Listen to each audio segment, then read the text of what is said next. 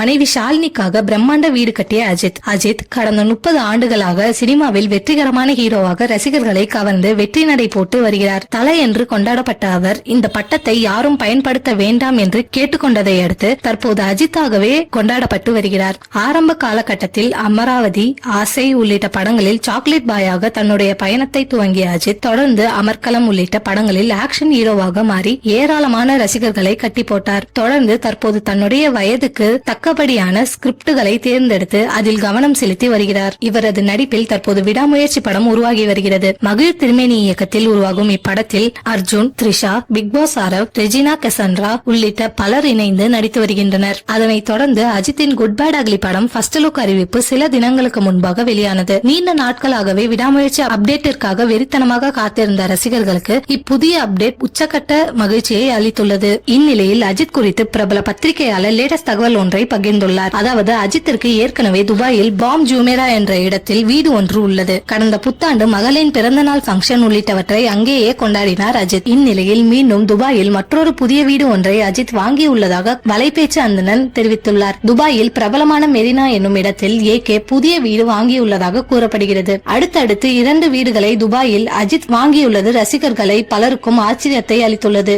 இந்த இடம் துபாயின் சொர்க்கமாக கருதப்படும் நிலையில் அடுத்தடுத்து சிறப்பான இடங்களில் அஜித் வீடு வாங்கியுள்ளதற்கு காரணம் என்ன என்று ரசிகர்கள் கேள்வி எழுப்பி வருகின்றனர்.